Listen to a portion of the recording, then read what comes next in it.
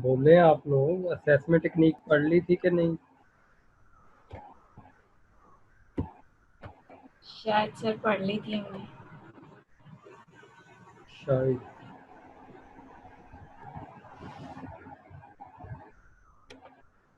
शायद नहीं, पक्की बात करें, और मेरा ख्याल नहीं पढ़ी थी। ऊपर वही 3-4 लाइनें पढ़ी थी हमने, उसके बाद मैंने या शायद पढ़ ली। सर आपकी आवाज क्लियर नहीं है, आज बहुत लाइट आवाज आ रही है। पहले आप लोग ये फैसला कर लें कि हमने असेसमेंट पढ़ लिया है कि नहीं पढ़ा।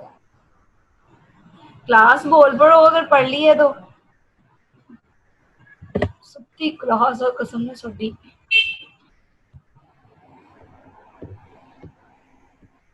मरियम फयाज, तनीना शफीक, जैनब, जरफशा, आप पढ़ी लोग है क्लास हमने। में हो?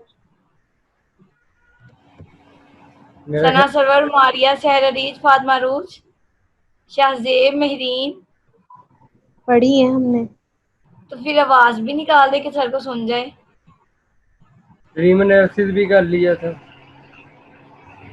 चले, अगर पढ़ी भी है ना, वैसे एक ओवरव्यू मैं आपको थोड़ा सा फिर इसका दे देता हूँ।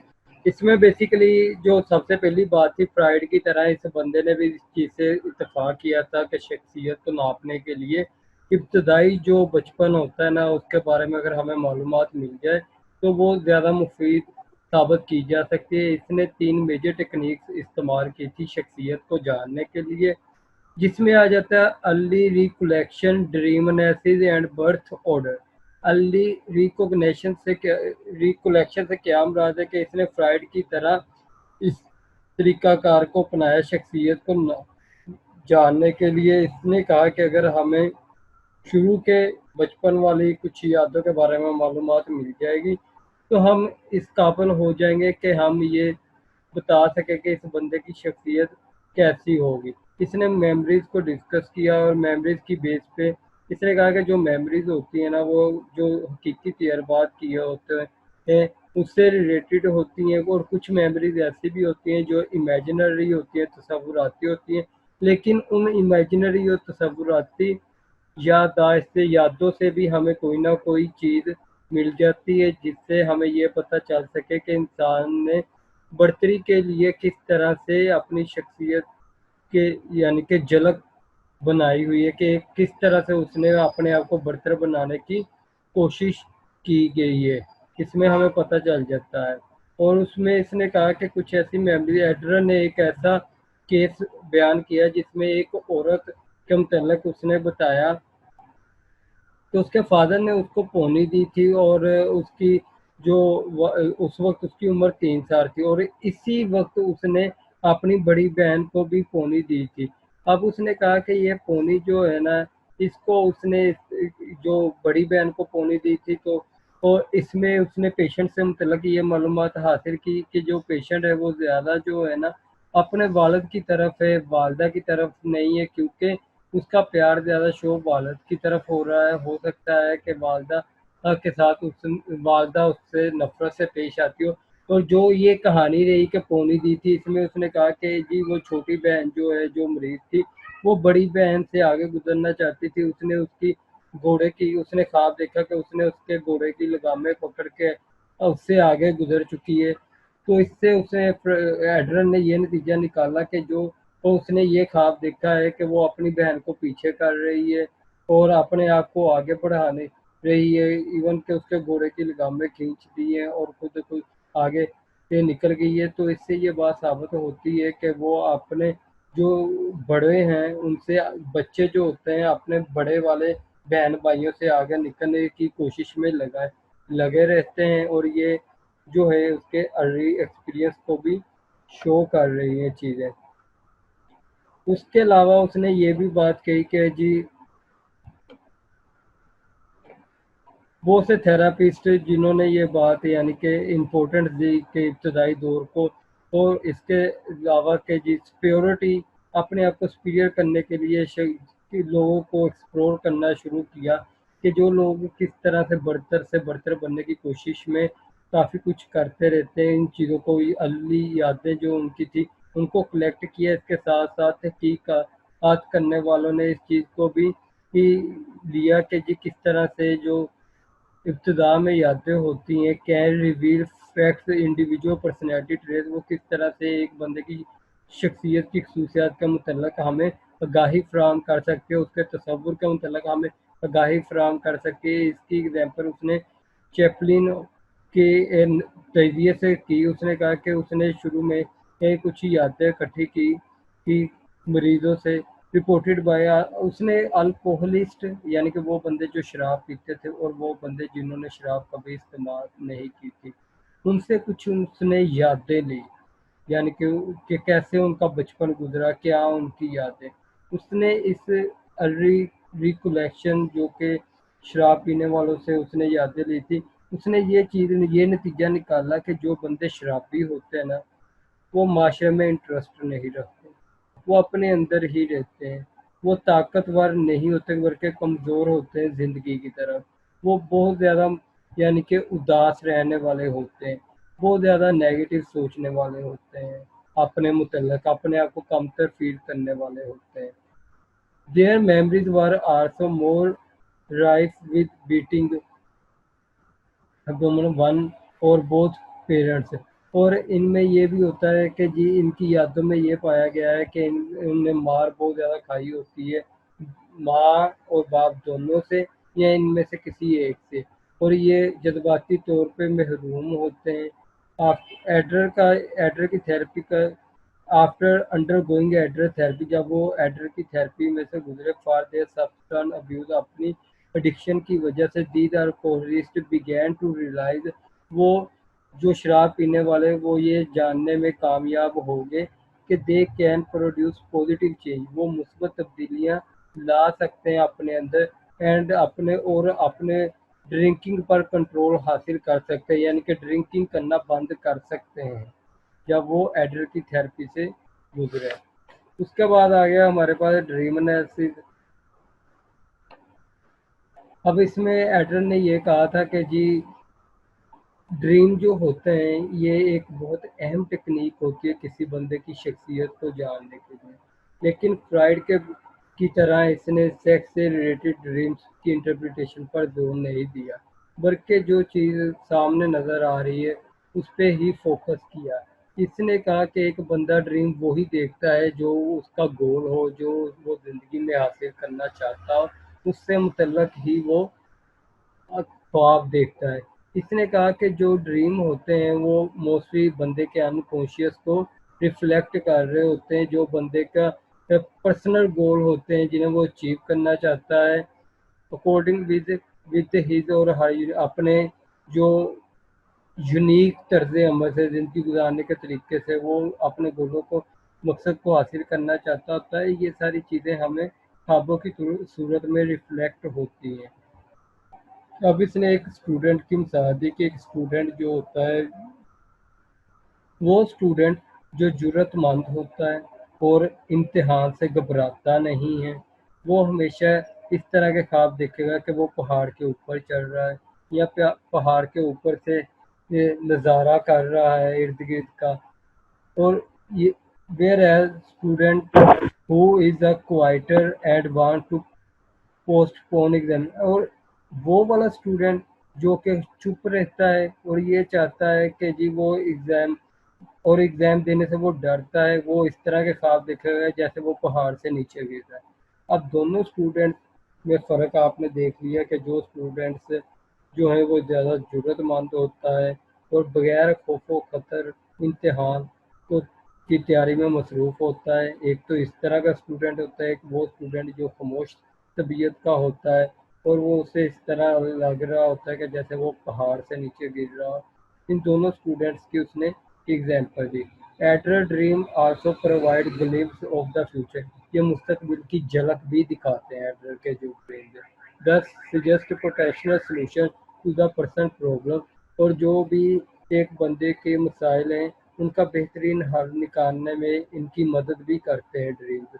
मिसाल के तौर पे एडर ने एक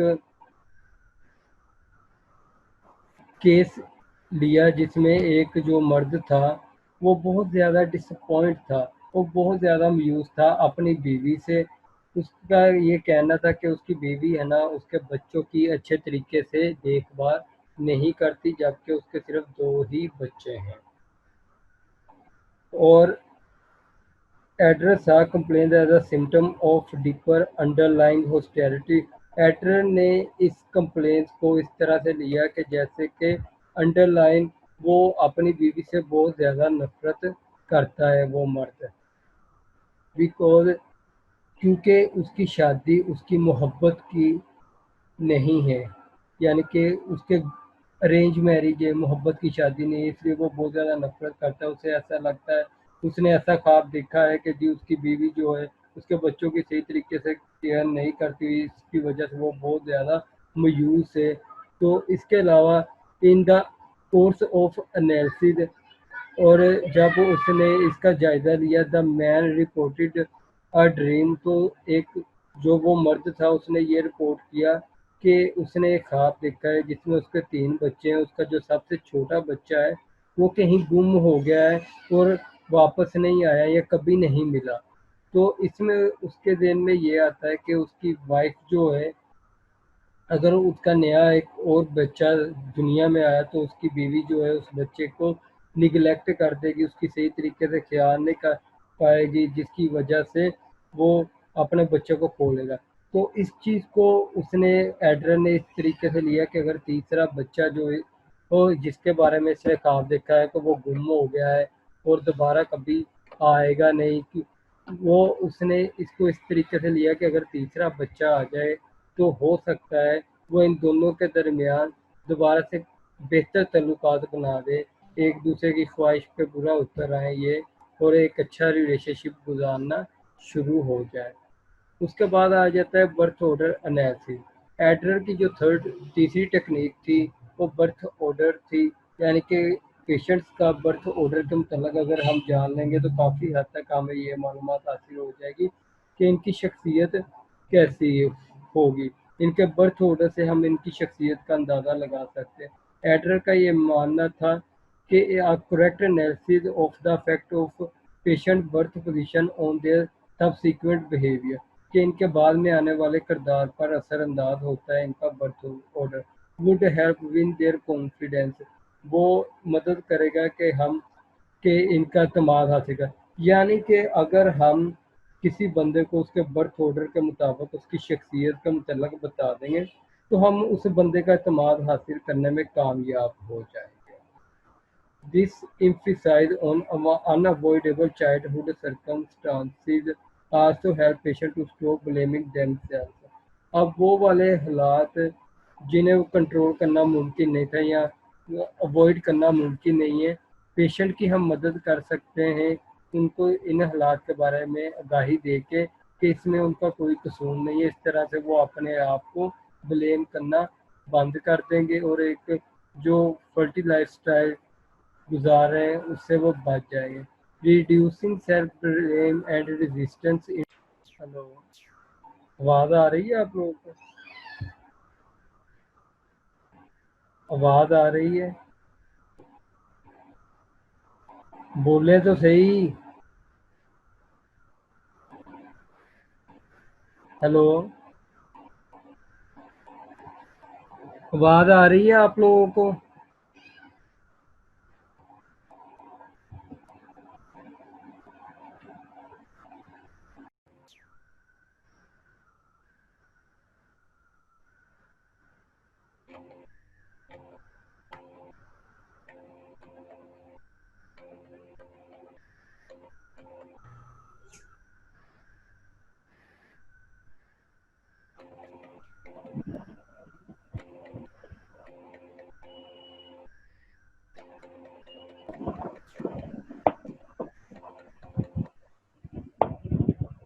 हाँ जी, कॉल डिस्कनेक्ट हो गई थी।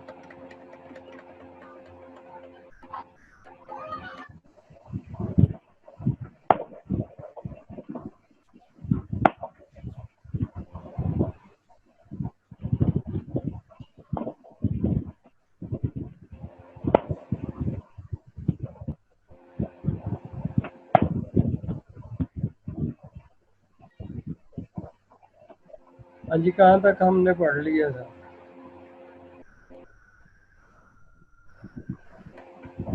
बोला करें, मुझे तो इस तरह लगता है सब लोग है ना सिर्फ ऑनलाइन होके खुद इधर उधर हो जाते हैं। Sir birth order analysis sir नहीं, ऑनलाइन होके इधर उधर नहीं होते। बाकी इसी तरह रहा, 20 मरतबा एक बात करें तो फिर उसका कोई रिस्पॉन्स आता है।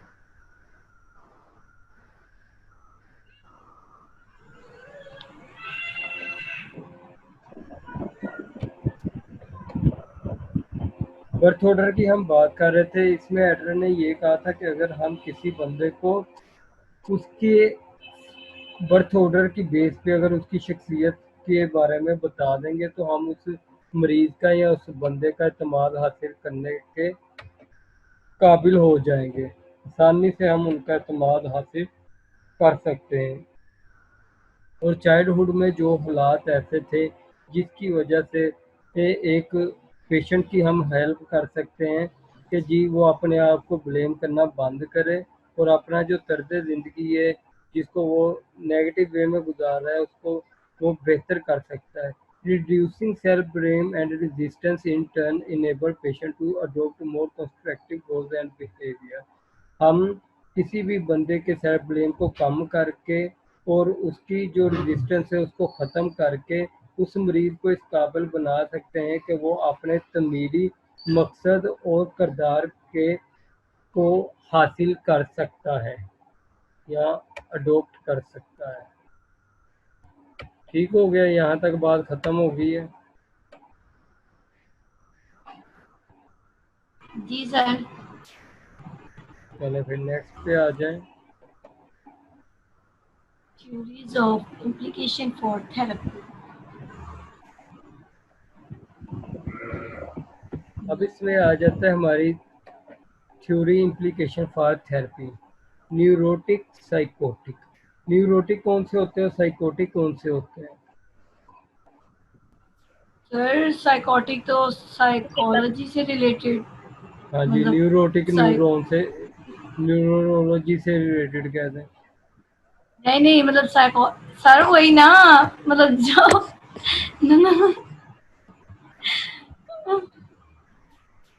पता है किसी को?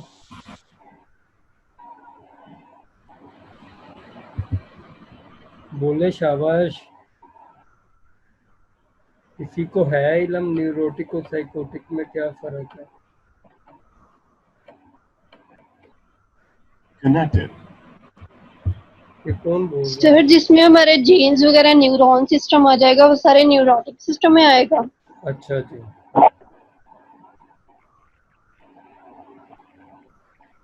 और साइकोटिक में तो यही है ना कि जिसमें हमारी कहते हैं साइकोलॉजी इन्वॉल्व हो, जिसमें हमारी साइको। कोई बंदा सही बता सकता है? मेरा तो दिल करता है कि आपके लिए क्लैपिंग करवाऊं।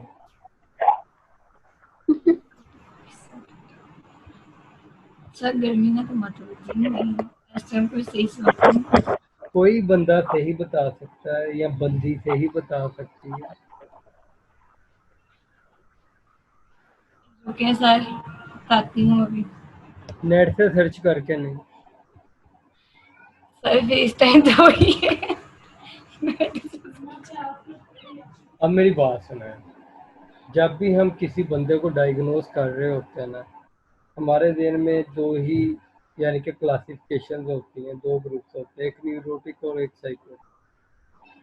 साइकोटिक जो होते हैं ना, इनको इंसाइट नहीं होती, ये अपनी मर्जी से हमारे पास नहीं आते बल्कि घर वाले इनको ज़बरदस्ती लेके आते हैं। न्यूरोटिक बंदे को अपने बारे में इंसाइट होती है, ये घर वालों को कह के लेके आता है कि जी मेरा इलाज करवाएं, मेरी तबीयत नहीं ठीक है। न्यूरोटिक कौन से होते हैं? डिप्रेशन हो गया, एंग्जाइटी होगी, स्ट्रेस हो गया, मूड डिसऑर्डर, यानी कि ये सारे होते हैं न्यूरोटिक। साइकोटिक कौन से हो गए? शिज़ोफ्रेनिया हो गया, बाई साइकोटिक डिप्रेशन हो गया, बाइपोलर में भी कुछ आ जाते हैं, वो भी कुछ इस तरह के इंसाइट उनमें भी नहीं, कुछ ऐसे केसेस होते हैं जिनमें इंसाइट नहीं होती। तो मेन फ़र्क ये है कि जो साइकोटिक बंदा अपने आप को मरीज समझता ही नहीं, वो कहता है मैं ठीक हूँ, सारी दुनिया पागल है। और न्यूरोटिक बंदा अपने आप को मरीज समझता है और घर वालों को कह के अपने आप को किसी साइकोलॉजिस्ट के पास लेके आता है। आप उसने कहा न्यूरोटिक एंड साइकोटिक। एडलर के मुताबिक वो अफराद हैं जो कि अपने फल्टी यानी कि खामी वाले तर्ज अमल या तर्ज ज़िंदगी जिन्होंने बनाई होती है, यानी कि वो अपने जो एक रूल्स और रेगुलेशन है वैसी ज़िंदगी नहीं गुजार रहे होते, हर एक को मनफी सोचते हैं, मनफी उनका रवैया होता है। Usually as a result of the parental pampering, neglect और rejection during the early childhood. Mostly ये किस चीज़ का नतीजा होते हैं कि वो वाले बच्चे होते हैं या ये वो वाले अफराद होते हैं जिनके माँ बाप या तो उन्हें बहुत ज़्यादा प्यार मोहब्बत से रखते हैं या इनको निगलेक्ट करते हैं और रिजेक्शन देते हैं इब्तदाई बचपन में। इन मैनी इंस्टेंस बहुत सी जगहों पर parental behaviour was erratic mixing pampering and rejection. बहुत सी जगहों पर ऐसा होता है कि माँ बाप का जो रवैया होता है ना वो मिक्स होता है, कभी बहुत ज़्यादा लाड प्यार और कभी मुकम्मल रिजेक्ट कर देते हैं। As a consequence of such treatment, इस तरह का बच्चों के साथ जो सलूक होता है, एडलर का ये मानना था children become highly anxious and insecure. अब बच्चे बहुत ज़्यादा जो हैं वो परेशान हो जाएंगे और इनसिक्योर हो जाएंगे। उन्हें ये नहीं पता लगेगा कि आज मामा ज़्यादा प्यार करेगी या रिजेक्ट करेगी। पता नहीं अब मैं सही करूँगा, इस पे मुझे शाबाश मिलेगी या इस पे मुझे मार पड़ेगी। To cope with their feelings of inferiority, उनकी जो एहसास कमतरी की फीलिंग्स होती हैं उससे निमटने के लिए they begin to develop protecting devices. वो कुछ नई प्रोटेक्टिंग डिवाइसेस जो हैं वो बनाना शुरू कर देते हैं, अपने आप को बचाने के लिए कोई और तरीके का ढूंढने शुरू कर देते हैं। मोस्ट ऑफन अक्सर औकात a strong striving for personal superiority, वो पर्सनल ज़ाती जो बढ़तरी है उसको हासिल करने की जस्तजू में लग जाते हैं। Neurotic individual begin to believe that they actually are superior to other, कि उन्हें हकीकत में दूसरों पर बढ़तरी हासिल करनी है। And to act in a ways consistent with that belief, और वो इसी सोच को लेके एक्ट करना शुरू कर देते हैं, ज़िंदगी गुजारना शुरू कर देते हैं। दे स्ट्राइव टू बी परफेक्ट, वो बेहतर से बेहतर की कोशिश में लग जाते हैं। टू अवॉइड फेलियर, वो नाकामी से बचते हैं कि किसी भी कीमत पे उन्हें नाकामी का सामना ना करना पड़े। They belittle others and perceive them as a competitor, वो दूसरों को अपना मुकाबला में समझते हैं। Who must be defeated in order to achieve personal satisfaction, और वो उनको लाजमी तौर पे हराना चाहते होते हैं अपने आप को सुकून पहुंचाने के लिए। Psychotic be view other with suspicious, वो हर एक को दूसरों को शक की निगाह से देखते हैं, but they are validate their worth not too much through comparison with other, लेकिन वो अपनी जो ज़्यादा ताकत है वो इस चीज़ कंपैरिजन में मुकाबले में सर्व नहीं करते दूसरों के साथ। As through the use of private logic, क्योंकि उनकी अपनी एक ज़ाती लॉजिक होती है एंड रीजनिंग और वजूहात होती हैं एंड डिलूजन्स एंड ग्रैंडियोसिटी, ये सारी चीज़ें वही वाली बात जो मैं ऊपर आपको बताया कि साइकोटिक में ये चीज़ें होती हैं। अकॉर्डिंग टू एडलर, एडलर के मुताबिक द गोल ऑफ थेरेपी, अब थेरेपी का गोल क्या है, मकसद क्या है, is to reorganising of patient mistaken belief, कि जो उसके एक बिलीफ बन चुके हैं गलती से, उनको दोबारा से रीऑर्गेनाइज किया जाए, दोबारा से बेहतर किया जाए। About them self and other, जो उसके अपनी ज़ात के मतलब या दूसरों के मतलब बिलीव बन चुके हैं उन्हें दोबारा से रीऑर्गेनाइज किया जाए। यानी कि एक बंदा वो कहता है कि मैं बहुत एहसास से कम, मुझसे कुछ नहीं हो सकता, मैं फेलियर हूँ, मुझे पता है मैं जितनी मर्जी मेहनत कर लूँ मेरे नंबर आना ही सी ग्रेड है, ठीक है, ये अपने मतलब क्यों आना है, क्योंकि मुझे लगता है टीचर मुझे अच्छा ना समझती, शायद मैं खूबसूरत नहीं हूँ, शायद मैं इस तरह शायद मुझसे कोई लोग बातें करना पसंद नहीं करते। ये सारी चीज़ें जो होती हैं ना, ये सस्पिशियस टूवर्ड्स अदर और और अपनी ज़ात का मुतल्लक उनके नेगेटिव बिलीफ्स होते हैं। इन बिलीफ्स को चेंज करने की ज़रूरत होती है। अब इसमें सेम इसी तरह ही उसने कहा है रीऑर्गेनाइज करें, दोबारा से उसके बिलीफ्स को बनाएं। द एलिमिनेशन ऑफ वर्टिगो, हम उसमें क्या करेंगे, जो उसके नकारा मकासद हैं उनको हम ख़त्म करेंगे। And the implementation of new goal, और उन्हें नए गोल देंगे। That will help them realize their potential as a human being. ये उनकी मदद करेंगे न्यू गोल कि उनके अंदर आखिर कौन सी ऐसी ताकत है, वो उस ताकत को पहचान सकेंगे। जो उनकी ज़ात से रिलेटेड गोल्स हैं कि ये वो काम कर सकते हैं। वो एक बंदा है, वो कहता है मैं डॉक्टर बनना है, लेकिन वो बन क्या सकता है, वो कोई अच्छा साइंस वो बन सकता है, बैंकर बन सकता है। तो हमने उसके जो डॉक्टर वाले गोल है उन्हें एलिमिनेट करना है, और जो बैंकर वाले गोल है वो उसे देने हैं, और फिर उसे दिखाना है कि तुम देखो इस फील्ड में क्या से क्या कर सकते हो। The patient must be guided away from himself. जो पेशेंट होता है उसको रहनुमाई, उससे पहले वो खुद ही अपने आप को रहनुमाई दे रहा होता है। To one productivity for others, तो वो दूसरों को की प्रोडक्टिविटी में मदद करे। The to the only correct insight, और वो उसके अंदर सही इनसाइड डेवलप करे। That he is a important to the community, कि वो ज़्यादा फ़ायदा मंद है फलाह बहबूद के लिए, दूसरों के लिए।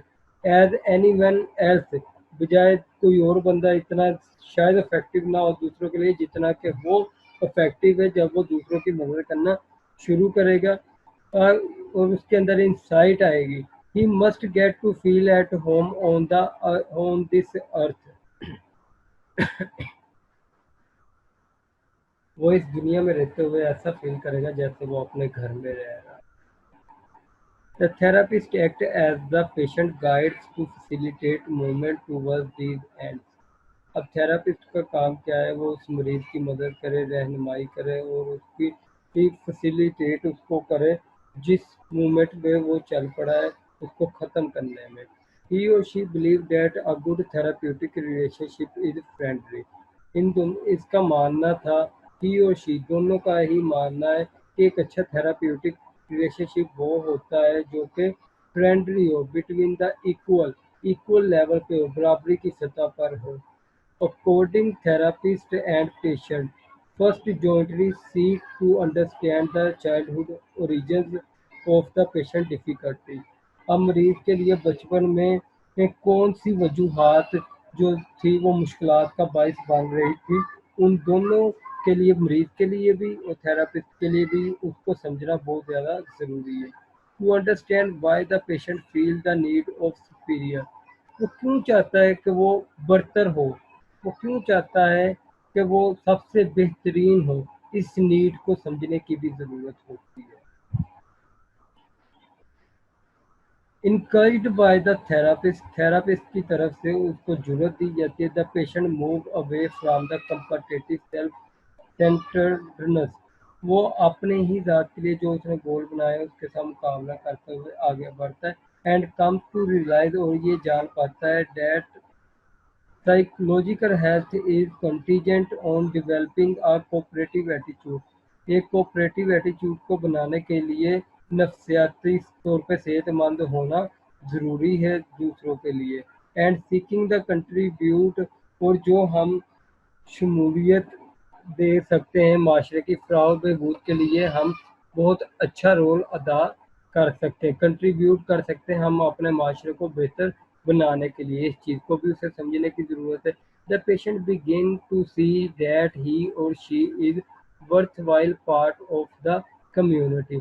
अब पेशेंट को ये समझ लेना चाहिए, ही और शी वो ओवरऑल जो कम्युनिटी है उसका एक बहुत कीमती हिस्सा है। And to appreciate the joy of accepting responsibility for one's action, और जो कुछ भी वो उस कम्युनिटी में करते हैं, कोई भी एक्शन करते हैं, उसकी जिम्मेदारी लेना भी उनके लिए अप्रिसिएशन के मुताबिक होगा। एज अ रिजल्ट नतीजा क्या निकलेगा, the person is no longer a taker. अब जो बंदा होगा वो ज़्यादा अरसे के लिए लेने वालों में से नहीं होगा बल्कि देने वालों में से होगा। Slowly the patient moves towards a reorganisation. आहिस्ता आहिस्ता से मरीज जो होता है वो रीऑर्गेनाइजेशन की तरफ आ जाता है और perceptions and begins to behave differently towards other. और दूसरों के साथ वो मुख्तलिफ तरीके से बिहेव करना या रहना सीख जाता है। जिस तरह से पहले रहता था वैसे नहीं रहता, अब डिफरेंट वे में रहना सीख जाता है। समझ आ गई है? समझ आई है आप लोगों को? जी सर अभी। अभी तक जितना हमने पढ़ा है इसको एक मरतबा आप रिवाइज कर लें। ये चैप्टर हमारा ख़त्म हो गया है। नेक्स्ट चैप्टर हम नेक्स्ट क्लास से स्टार्ट करेंगे। जी सर। आप सबके पास नोट्स हैं, बुक्स हैं कि मैं स्क्रीन शो करवा के रखूं? सर ने स्क्रीन शो करवा के रखी है।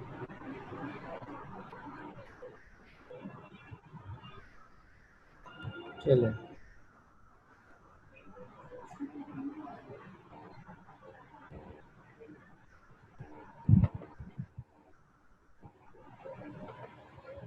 अच्छा फोन।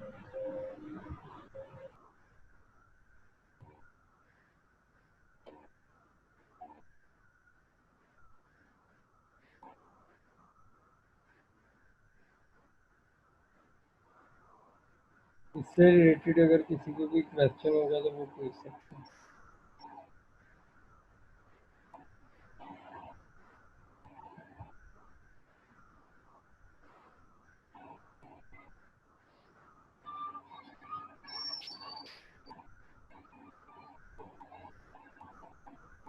आज हमने एडर की असेसमेंट भी पढ़ ली है, एडर के थ्योरी की इम्प्लीकेशन भी पढ़ ली है थेरेपी के लिए। तो ये एडर वाला चैप्टर हमारा खत्म हो गया। सर ये हम याद कैसे करेंगे? याद कैसे करेंगे आप देखें, कोई इसमें मुश्किल नहीं। उसके 3 असेसमेंट के तरीके हैं, वो हमने पहले फ्राइड में भी पढ़ी है। बस उसमें फ़र्क है, फ्राइड सर कहता इसकी है। बुक मैंने ऑलरेडी आपको सॉफ्ट फॉर्म में सेंड की हुई है। ओके सर, मिली नहीं आप थैंक यू। लोगों को? दी हुई है सर, सबको दी है। तो फिर चेक नहीं ना की होगी किसी ने।